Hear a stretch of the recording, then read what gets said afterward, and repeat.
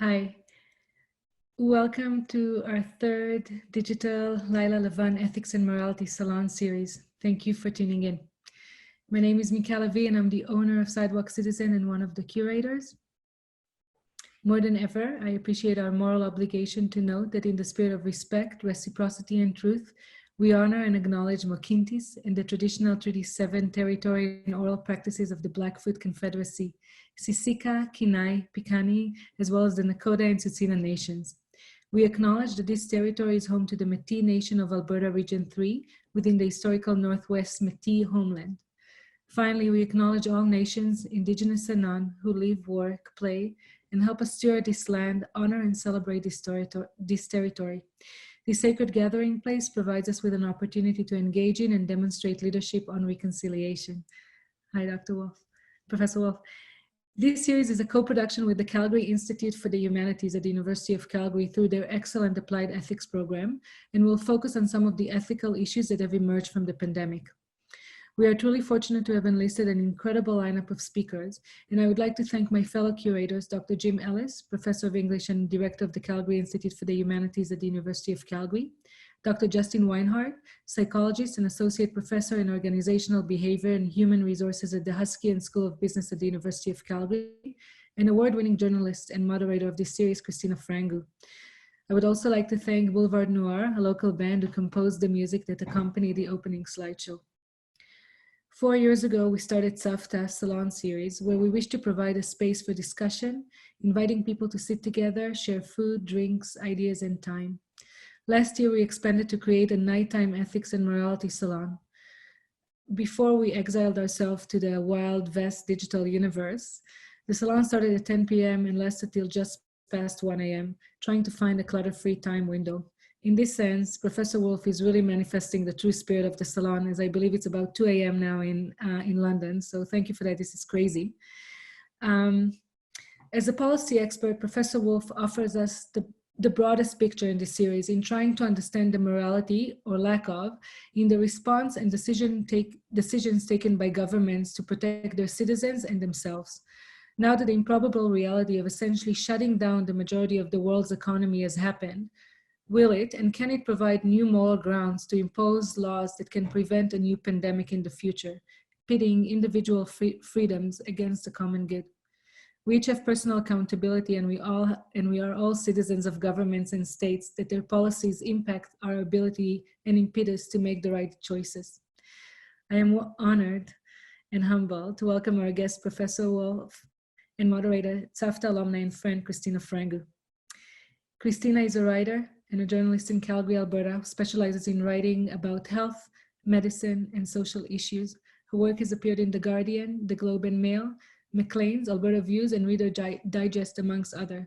She writes about topics such as refugees, grief, loneliness, and public health. And with that, I welcome Christina. Hello, am I here? You're here. Wonderful. I have the enormous privilege tonight of introducing you to Professor Jonathan Wolff. He is the Alfred Landaker Professor of Values and Public Policy at the Blavatnik School of Government at the University of Oxford. His work covers equality, disadvantage, social justice and poverty, as well as applied topics like public safety, disability, gaming, and the regulation of recreational drugs.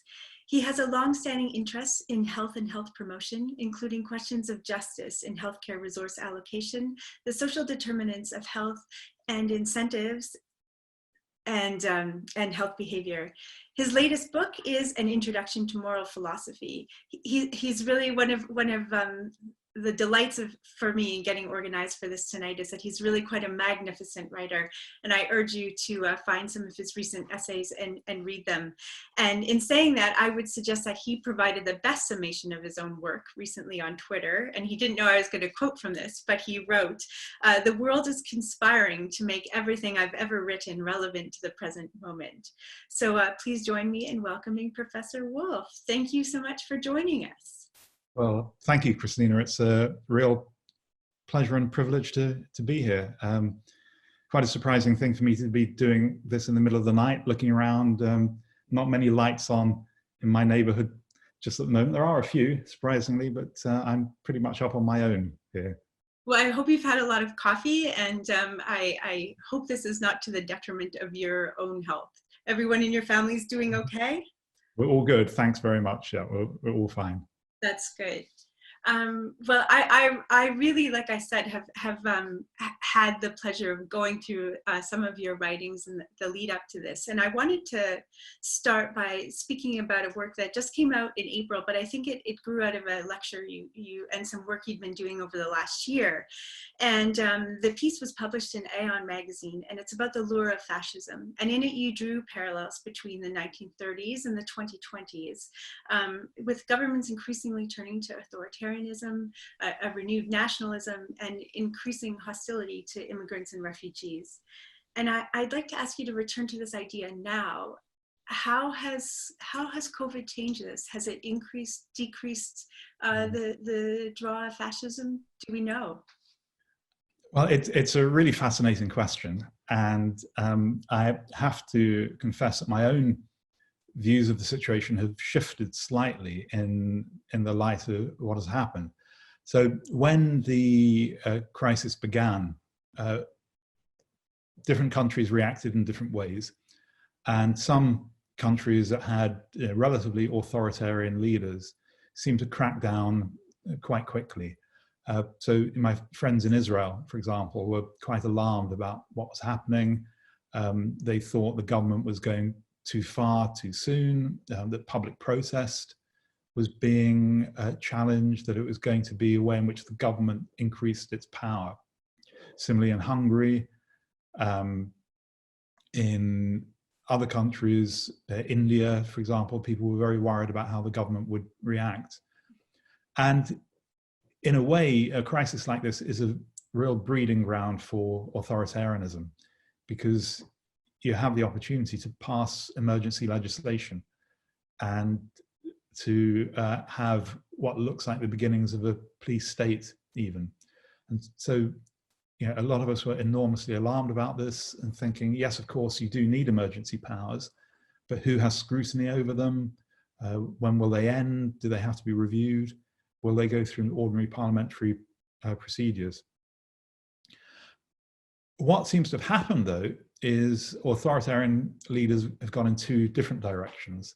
So some have cracked down early and have been very successful in dealing with the crisis. Others have played a more sort of macho man leader style and tried to lead by denial, by saying it's all exaggeration. And a couple of countries in the Americas you can think of here, North and South, you know, and in my own country, sadly, where it's all about braving it out and being strong. And that type of authoritarian approach doesn't seem to have gone so well, in that, you know, these are the countries now which have had the biggest problems and the biggest infection. But we wait to see now, because everything depends on whether countries that have put in emergency powers will go back to normal once it's safe to do so, or whether they will use this opportunity as a way of ratcheting up a level of repression. And alongside that, there's also the question about whether minorities will be scapegoated. And the two ways in which I'm seeing this in the United States, the anti-China rhetoric has been very problematic, and that has had effects on people on the street. But all around the world, we're seeing problems with migrant workers. And the reason why there are problems with migrant workers is because they live in very crowded, poor accommodation, which is much more likely to lead to infection. But this is getting quite confused in the minds of ordinary citizens, and they think that it's something to do with where the migrant workers have come from, or their nature, or their behavior. So I see this, for example, in China, where there's a concern about African immigrants in China who are being scapegoated in some parts of the country. So we're going to see possibly pockets of repression. We're not there yet. Let us hope we don't get there, but this is something we need to keep a very careful eye open for. And before I follow up on that, I realized as I was trying to figure out if my video is working properly, I forgot to tell people that please send in your questions as we go along here. There's a chat box at the bottom of the screen. I'll take as many of your questions as I can. I'm probably going to steal the first 20 minutes, 30 minutes to myself, but many of you have been sending in questions over the week, so I do have a list. I want to follow up on what you were saying, though, and what we have seen is, since we first spoke, is we've seen a real increase in the number of people protesting that this is an imposition on their liberty. Especially, we've seen a lot of it in the United States. We have seen some of it in certain pockets in Canada. Are these protests justified? And if not, how are governments to respond to them? And I'm asking that sort of with wondering, is there any way to convince people, other than a very high fatality rate in a crisis in our healthcare system? Is that the only convincing evidence that it's a worthwhile government policy to encourage people to stay home? Okay, very good. Yeah. So I'd like to go back to what a friend told me is an old slogan of public health, which is make the healthy choice the easy choice. Yes. And this is also, it's been reinvented as nudge theory, of course, trying to give people incentives to do the right thing. But this has been known for decades, maybe hundreds of years. And what this means in the current context is, if you want people to stay home, make it easy for them to stay home. And what does that mean? Well, it's amazing what governments around the world, not every government has done, but for example, as you know, I'm in London in the UK. The Chancellor announced what we call here a furlough scheme. I think it's a different meaning to the North American meaning, because furlough here means you get paid. And people who couldn't work are getting 80% of their salary at the moment to stay home. And that is amazing. I don't think many people would have predicted that a conservative government would ever pay people 80% of their salary to stay home. And a lot of employers are making up the difference as well. So people are getting their full wage. There are anomalies. It's harder for people who are self-employed. It's harder for people in hospitality because they're not getting it on service charge, for example. But on the whole, lockdown has been observed quite well in many European countries because you can survive okay. It's boring. You can't go to the bar. You can't go bowling. Not that many of us did go bowling here. But you can keep alive and healthy, and you're not under that level of pressure. But if you're in a society where you're burning through your savings in order to stay at home, or you don't have any savings, you're one paycheck away from not being able to pay your rent again, you can absolutely see why people think it's for me to take the risk. Now, they're wrong, of course, because they're a danger to other people. And that's where the discourse about risk gets very confused, because people want to say, it should be my decision. Well, actually, no, because you're possibly causing harm to others. So that's the moral question. You have an obligation to some degree to stay at home, but if it's literally true, as it is in some developing countries, that your family will starve if you stay at home, do you really have that obligation? So I think the lesson here is that good public health, goes along with very good social provision, that you need to give people a safety net so they're not relying on themselves, so that if you do need them to stay home, they will do that, or they'll do it for a bit longer than they would have done otherwise.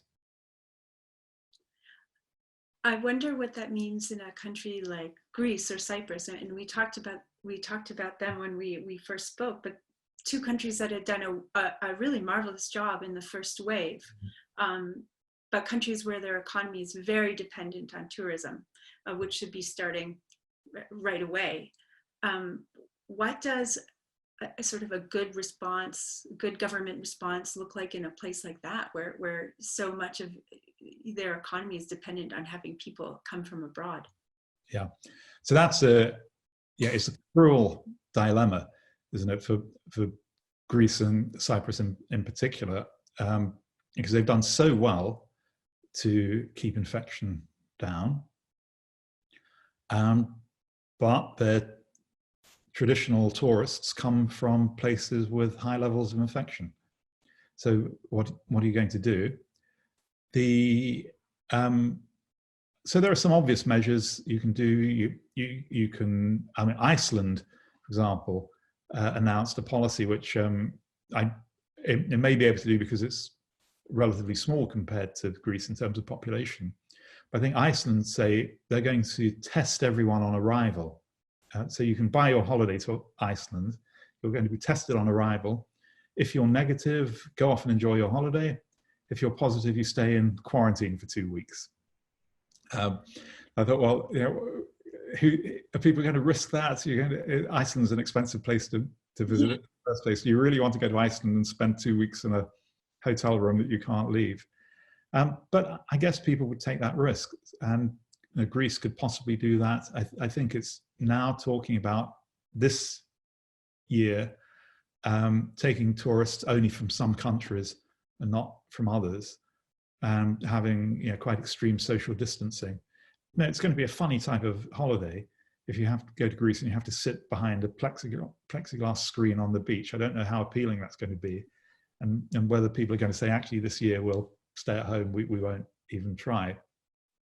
I think what is interesting is that the richer countries seem to be more worried about getting their economies started up again soon, and that poorer countries seem to think, well, we can stall the economy for a while as long as people are alive, as long as people are not dying. What's the big deal? Whereas in the US and the UK, we seem to be quite keen, or a certain type of political and economic class of people quite keen to get everything back going again, as if it will all be over if we don't keep going. But economies recover after wars, they recover after other disasters. So I think a sense of perspective is necessary. Do things gradually.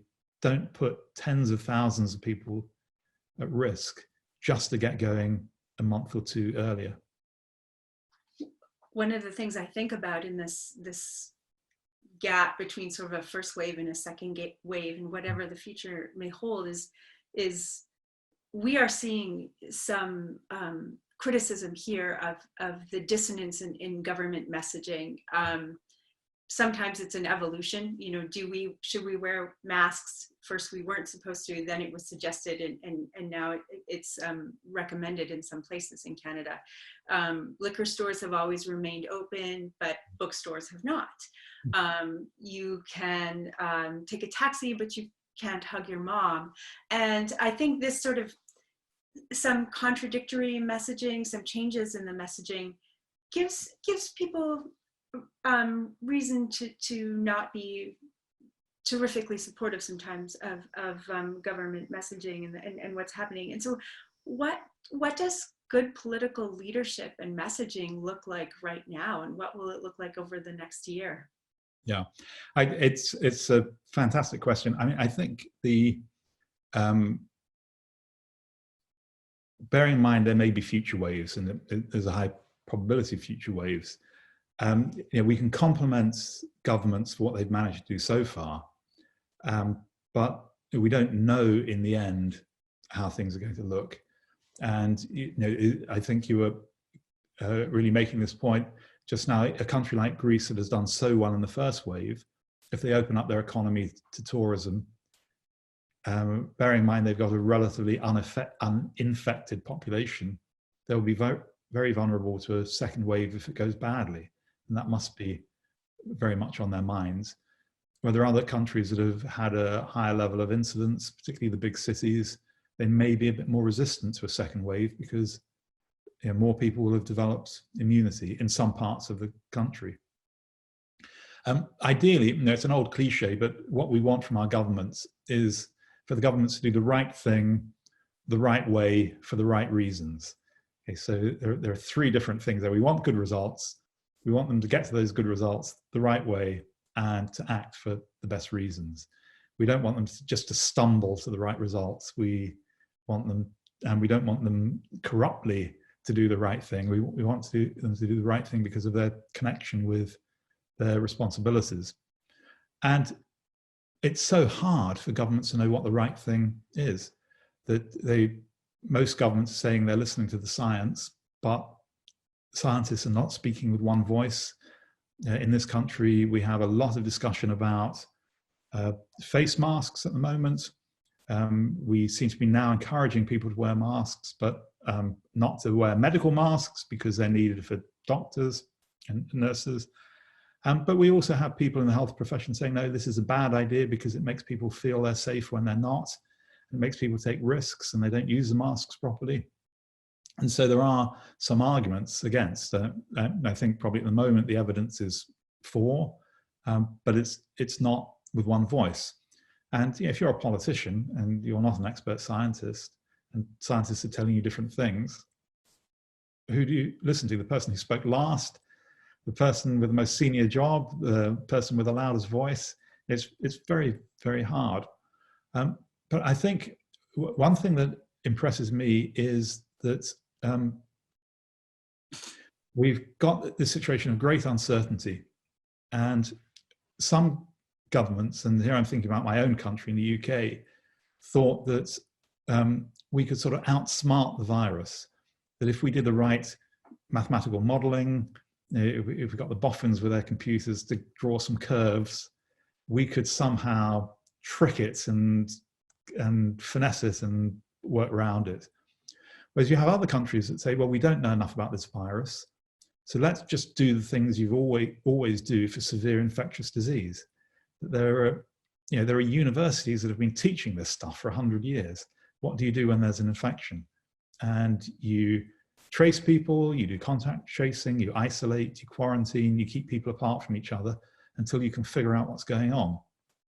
So some countries took what I think to be this very responsible, old-fashioned approach and said, let us do the things that are known and explain to the people why we're doing those. And there are other countries who thought they could, as I said, outsmart it and do these clever new things. They didn't know enough. And as it turned out, they took a huge risk that didn't pay off. And so that seems to me to be poor governance, to have thought you can use a novel, flashy technique to sort your way through a problem rather than tried and tested old-fashioned methods, which may have been very boring for the politicians and the people to do, but seem to be necessary. So I would say that good governance is using, I suppose, what Aristotelian, this seems to be very Greek themed, using Aristotelian terms of what are the virtues we want in our politicians, our leaders at the moment. And honesty is one of them, directness and communication, but also flexibility, listening to others, humility, being able to admit when they've got things wrong. That is very hard for leaders to do. And the media always pounces on it and calls it a U-turn. But leaders have to say, we did this, we did it for good reason. Now we think the situation has changed and we're doing something else. And just be honest, rather than say, oh no, we always said this. No, we always said this. No, we've been consistent on this line. Humility and compassion will take leaders a long way. And I think, unfortunately, what we're seeing is that it's unevenly spread among our top politicians. You talked about the history of infectious disease, and the more I learn about the history of public health and the history of infectious disease, there is this, it worsens discrimination and it makes inequalities very evident. And the optimist in me hopes, and is this a changing moment in the world and in the development of sort of health-related human rights? Do you see a movement where we come out of this better in our recognition of human rights and health? Well, that would be a wonderful thing if it were true. I think we see it in the moment, and we see that there are extremely worrying facts about inequality that we're beginning to understand. What that leads to in the long term is another matter, because the problems we see in the inequalities that are coming out so starkly in the pandemic are related to broader social factors. So, the first we heard, I think, was that in Italy there were many more deaths from elderly people, people with comorbidities, but also the gender ratio was very striking. I think initially 3 times as many men as women were dying. And I believe that has continued all around the world. So men seem to be more liable to die. But at the same time, we're also seeing in the UK and the US, I imagine the same thing is true in other countries, but I haven't looked, that there's a great racial disparity in terms of who's affected. So I think in the UK, there was an astonishing fact that the first 10 doctors to die were all from ethnic minorities. They were immigrants, or primarily people who had come to the UK to work in the health service. So why was that? Now, it could be that there were comorbidities, underlying factors. It could be that people from minorities are more in frontline roles. As we see this throughout society more broadly, a lot of it seems quite obvious in that there are people like myself who are extremely fortunate that I can carry on with my work pretty much from home, undisturbed. I can do most of what I would have done one way or another. But if you're a bus driver, if you work in a grocery store, you can't do that, and you're going to work. So in the UK, I believe there are 10 million essential workers.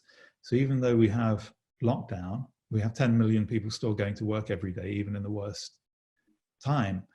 And now that will be patterned through inequality.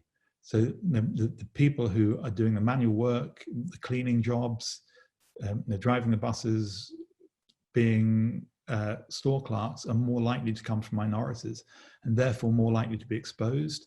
Also more likely to be living in crowded accommodation. So if someone is exposed, they can't isolate so well. If you read some of the advice, it's laughable.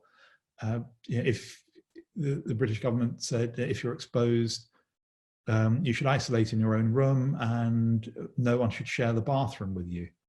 Well, okay, so that presupposes a certain type of level of affluence to make that possible. And for poorer people, that just isn't possible. So people are living in conditions that make them ill. And that was known before. In the UK, we discuss this under the heading of the social determinants of health, that what makes you ill is going to be very much related to the circumstances in which you live and work. So because there are great inequalities in the circumstances and how people live and work, that will be translated into different health outcomes. And in a pandemic, we see it much more concentrated. So what is the solution to it? Well, not just kindness, not writing some more laws about the human right to health. No, we need very profound social change to bring about greater health equality, because for as long as we have other inequalities in society, we're going to get health inequalities. So we need much deeper reform, and the degree to which that's on the agenda just now, well, your guess is as good as mine for that. And I think even my optimism fails me there.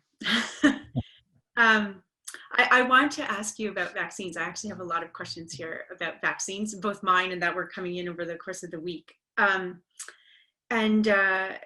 start, I want to ask you about how we can ethically test vaccines while also being able to rush them out. And so I wanted to start by asking you about human challenge trials. and maybe you could tell our audience what they are. They've been described as an ethical minefield. And is there a role for them with a COVID vaccine? Okay, well, so I'm glad you asked me this question this week, not 2 weeks ago, because I hadn't really come across a human challenge trial in the way in which it's being used here. So the traditional way in which vaccines are tested is they're given to a large number of people. You have a control arm who don't get them, and you let people go along their normal life and see if there's a difference in who's infected in the experimental arm and the control arm. So that's standard randomized control trial. It's got its critics, but it is the way in which vaccines are normally tested.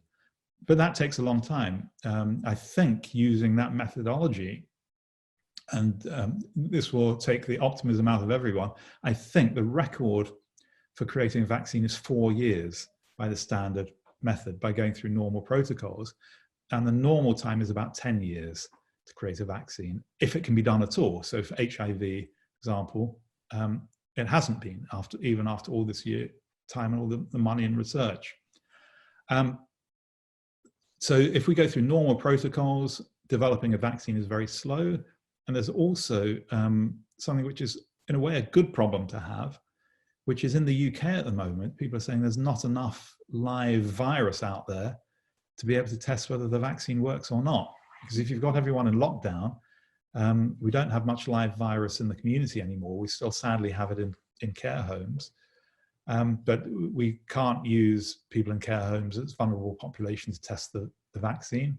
We're using young, fit people, and they're not going to crowded bars, they're not going to theatres, they're not going to environments where they're going to pick it up. So the vaccine makers are looking to parts of the world which still have rising numbers of infections to say, well, maybe that's where we should be testing the vaccine. The challenge trial is different to this. So the challenge trial normally uses far smaller numbers of people.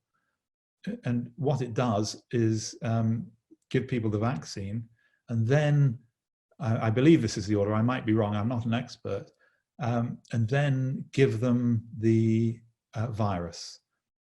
So you deliberately try to infect someone with the virus once they've already had the vaccine. And this is what we do in animal trials. That when we do animal trials, we don't wait for the monkeys just to see if they might get the virus. They get injected with it. So animal trials are challenge trials, and you give them the vaccine first, then give them the virus and see whether whether they're immune to the virus. Now, human challenge trials sound a good idea, except that you might die, right? And so there are protocols for using human challenge trials, but as I understand it, only when there is a known cure for the illness. So malaria, I believe, has been tested in human challenge trials, as people have been given the vaccine and then given malaria, and if the vaccine doesn't work, you can take some standard remedies and the malaria is cleared from your body if it's done properly. Obviously, there are going to be some risks, but as we don't have a cure for COVID-19, bioethicists are saying that it's unethical. Now, by standard rules of bioethics, yes, they're absolutely right. Emergency ethics is another matter. And you might think, well, young people, yes, if they get it, there is a chance they will have a serious complications. There is a chance that they will die, but it is a small chance. And perhaps that is the sort of thing people ought to be able to risk. We allow people to risk other things in their life. People ride motorbikes, people go on dangerous hiking holidays, people do all sorts of things. They go mountain climbing. Is a human challenge trial more risky than mountain climbing? And bearing in mind, you could be doing something that is extremely positive for the good of the world as a whole, maybe it should be allowed. That's why it's an ethical minefield, because the standard bioethics arguments say not at all, it's not on in these circumstances. Yet, I think a lot of us might have a creeping thought, well, are you sure about that? You know, maybe you know, the circumstances are exceptional enough. I mean, at the moment, I think you have to be pretty confident that you've got a good vaccine before you want to try a challenge trial. And I'm not sure any vaccine is really at the level where this is a live issue yet. But it probably will be. It raises a lot of questions also about who then, when it moves into trials, who would be the, is there a more ethical population to try it in? Should it, I read someone said healthcare workers are the best ones to try it in because they have a high level of health literacy. To try the challenge vaccine, or yeah. So I hadn't heard that. I mean, I did hear the suggestion that health workers are the natural population for ordinary randomized control trial. And that seems to me quite sensible. Yeah, it could be, it could be. There's a very interesting thing in Kant's ethics where he talks about the ethics of, well, it's not a vaccine, but medical experiments on prisoners. He says, because if people are sentenced to death, then maybe you know, you can experiment on them, and if it goes well, you let them out, and if it goes badly, they were going to die anyway. Right? And Kant is completely against this. That he thinks it's using people as a means. And interestingly, he is against it even if those people would prefer it, which of course, sometimes they would. So I think that's an area we won't get into in practical terms, but if you're thinking about populations, you know, that has been one that has been discussed in the past. So one of the questions that comes up every week, and I've had emails about it again this week, it's not up here yet, but when and if we have a vaccine with a reasonable safety profile, should it be mandatory? Should it be mandatory? Well, okay, so that's not a question I've thought about. I think it's going to be a long time before we have that question practically, because it's going to be a long time before we have enough vaccine for everyone. And you know, if we're being sensible about it, the first thing we do is give the vaccine to frontline health workers, and then we give it to other essential workers. And I'll be one of the last to get it because I can work from home and don't have to get on the bus and so on. So if you give it on the basis of how infectious people are, so I think we just have to see how the pandemic you know, develops over time. One virologist told me that viruses tend to lose strength over time, which is quite an interesting idea. I think the thought is if they're too virulent and they kill off the host, then they die. So the ones that survive, I'm not actually sure if the argument works properly here, but they tend to lose strength over time and become less problematic. Yeah, it's interesting. I suppose different countries have different approaches to it, but I don't see why this would be treated differently to other vaccines. That, you know, there are vaccines against TB, for example. I'm not sure they're mandatory in all countries.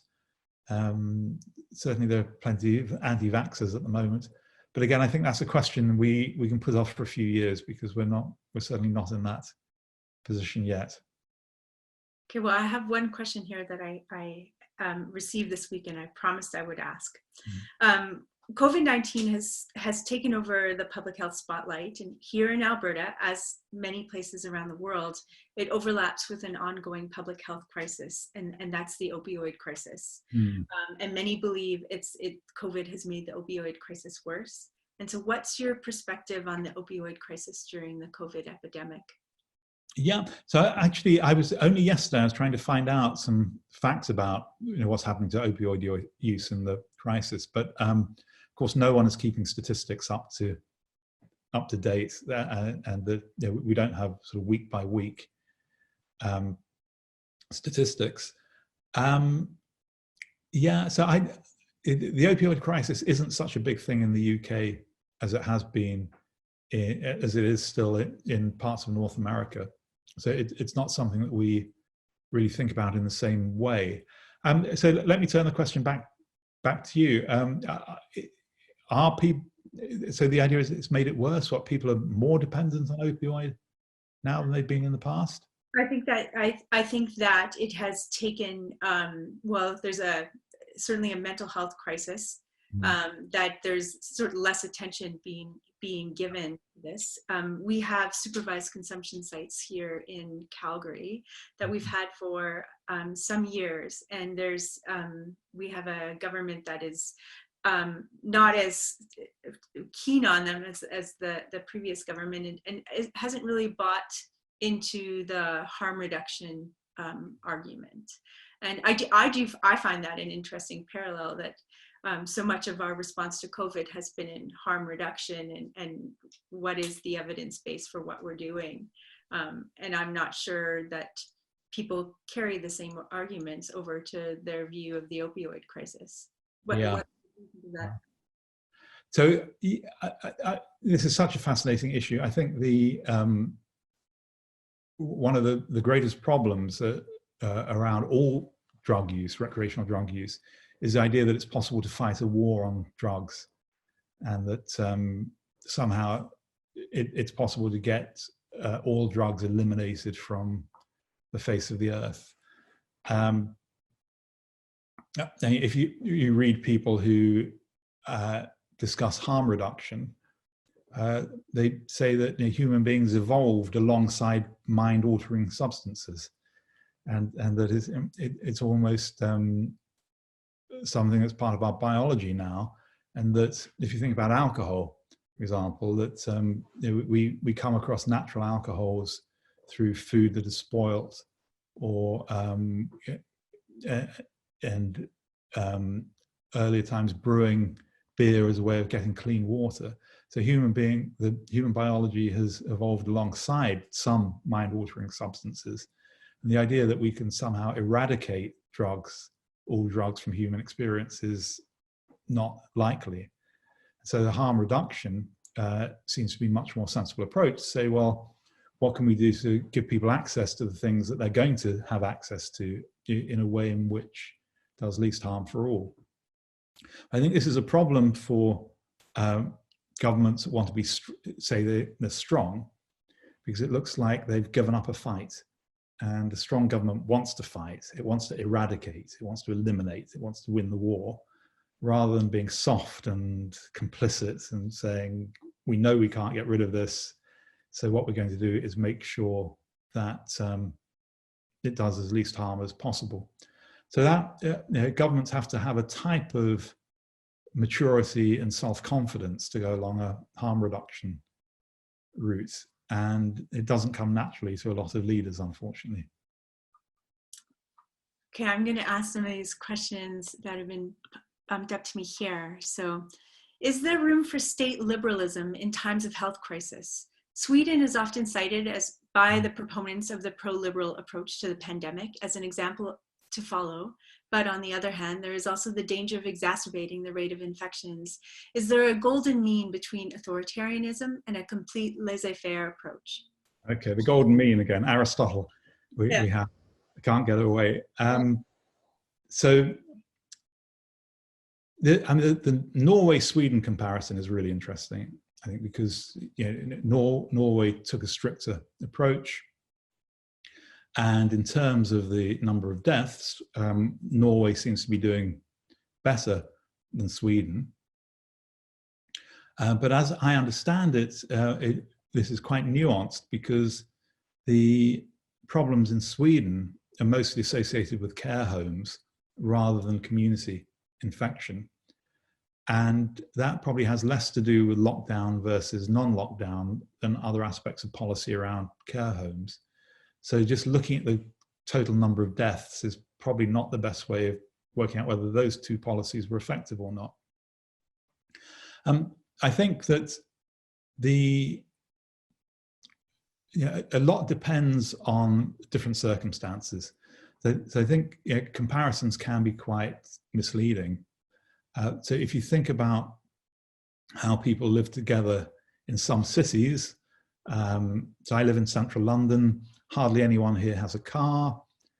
We get to work on the bus or the underground. If you travel on the London Underground in the rush hour, sometimes it's so crowded you're not even allowed into the station immediately. You stand in the crowd outside, it can be so bad. There is no way you can live your ordinary life and not come in contact with thousands of people every day.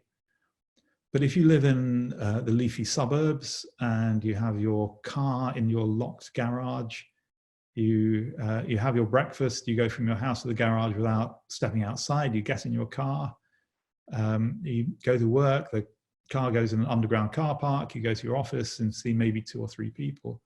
You're already living in effect a socially isolated lifestyle without realizing it. And of course, if you go to a restaurant or theatre, it's different, but if you're not going to large gatherings. So the different type of material environment you live in will be more conducive to safety or less conducive to safety. So I think it's there is a reason to have variation in policy. I think that in some cities, lockdown is absolutely required for public health reasons. Others, it may be an overreaction. I think it also goes back to social security and making the healthy choice the easy choice, that if people need to leave the house, then they're going to believe that their liberty is infringed. That if you're in a society where you're fending for yourself and suddenly you're not allowed to fend for yourself, this looks like a grave assault on liberty. Whereas if you're in a society where you're used to being looked after by the government, what happens is that you stay at home and the government just looks after you a little bit more than it would otherwise have done. That doesn't look so much like an infringement on your liberty. So I think the background conditions can make a very big difference here. So I got a question emailed to me today that this you just reminded me of, actually. And so would Professor Wolff agree that in response to the financial crisis, terror threats, and now COVID-19, there has been an appetite for a more muscular and regulatory state? And if so, does this have implications for good and active citizenship? Right. Well, I would agree that there has been an appetite for certainly a more muscular state. Regulative, maybe that could mean different things. I think states have been quite happy to do things where they, for example, access your personal data where there aren't regulations around. So particularly in the light of terrorism, there has certainly been an appetite. But remind me of the end of the question again. If so, does this have implications for good and active citizenship? Yeah. There are two sides to this, aren't there? So what is good citizenship in the face of muscular leadership? Yeah. So is it going along with that muscular leadership, or is it resisting in some ways? And I think the sensible thing is to say that in the face of leadership which is pushing the boundaries of what might be legitimate, active citizenship requires a type of vigilance to ensure that practices are scrutinized, that governments are held to account. I think this can go in a slightly scary direction, that if we have relatively authoritarian governments and citizenship becomes a matter of sort of loyally supporting authoritarian governments, I think we're going in the wrong direction. Citizenship should be about challenging and making sure they don't exceed the bounds of reasonable authority. what are your thoughts about stigmatization some people who have recovered from COVID are facing? I didn't know that. That people who've recovered are facing stigmatization. I didn't know that either. I have heard about it in against like ethnic groups Right. and against employees of certain businesses, but the stigmatization wasn't specific to their COVID status. But yeah. So in a way, I think I've heard the opposite, or I suspect the opposite, which is a certain jealousy of people. that's what I had thought too. Sort of interesting. Yeah. Yeah. Well, no, for the obvious reason that if you've caught it, then you can go about your daily life much safer in the idea that you won't catch it. Of course, there's still the possibility you can spread virus, but you wouldn't spread it in the same way. For example, by coughing and sneezing, you could have it on your hands, say. And so I've heard of that as in the conversation about sort of immunity passports, that there's a potential for discrimination for people who cannot prove this. So immunity passports are a terrible idea, I think, because of the perverse incentives that they give you. So I think there are two good arguments against immunity passports. One is that there will be trade in fake immunity passports. And if people are presenting a fake immunity passport, then that could be incredibly dangerous if they have it. And the other is, so when I was young, before there was any type of vaccination against measles or mumps or chickenpox in particular, mothers used to have chickenpox parties. And so if one child had chickenpox and was very young, it was thought that if you're very young and get it, it's much easier to deal with it than if you're a bit older. So if one child had chickenpox, they would throw a party and the other kids would come along and they'd all get chickenpox. And then that would be okay. They would then be immune to chickenpox. And if you have immunity certificates, then this gives the perverse incentive of people actively trying to get infected so that they can then get the certificate, so they can then go about their normal life. And if the disease has a 1% fatality rate, as has been said, although obviously that varies by age, then we could end up with a lot of people dying in the attempt to get the immunity certificate so they can go on the summer holiday. Mm-hmm, mm-hmm. Well, I wonder too, have you like potential discrimination in the workplace about who is can get to work faster? And well, that's true as well. I have all these questions here, and well, this is one that I like. We've talked about a number of subjects here in the middle of your night. Other than being asked to do an online talk in the middle of the night, what keeps you up that we haven't talked about? Like what is causing you stress when you think about COVID?